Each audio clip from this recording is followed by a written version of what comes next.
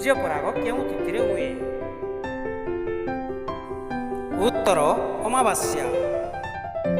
କେଉଁ ରାଷ୍ଟ୍ରର ପତାକାରୁ ରେଡ୍କ୍ରସର ପ୍ରତୀକ ପାଇଁ ପ୍ରେରଣା ମିଳିଥିଲା?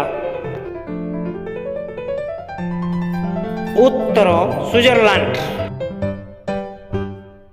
ରେଡ୍କ୍ରସ କେବେ ଗଠିତ ହେଲା? ଉତ୍ତର 1864 ମସିହା।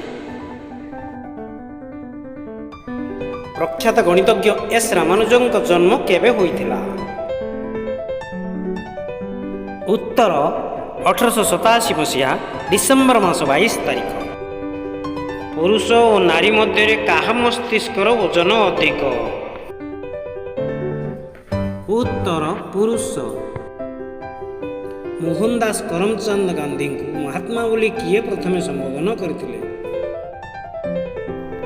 ଉତ୍ତର ବିଶ୍ୱକବି ରବୀନ୍ଦ୍ରନାଥ ଠାକୁର। କିଏ ଭାରତୀୟ ଫୁଟବଲ ଖେଳର ଜନକ? ଉତ୍ତର ନରେନ୍ଦ୍ର ପ୍ରସାଦ ସର୍ବାଧିକାରୀ। କେଉଁ ରାଷ୍ଟ୍ରରେ ସର୍ବପ୍ରଥମେ କାଗଜ ମୁଦ୍ରା ପ୍ରଚଳିତ ହୋଇଥିଲା? ଉତ୍ତର ଚୀନ ଦେଶ। ବିଶ୍ୱ ଶିକ୍ଷା ଦିବସ କେବେ ପାଳନ କରାଯାଏ? ଉତ୍ତର ସେପ୍ଟେମ୍ବର 8। ଭାରତର ପ୍ରଥମ ସ୍ୱାଧୀନତା ସଂଗ୍ରାମ କେଉଁ ନାମରେ ନାମିତ କରାଯାଇଥିଲା? ଉତ୍ତର ସିପାହୀ ବିଦ୍ରୋହ।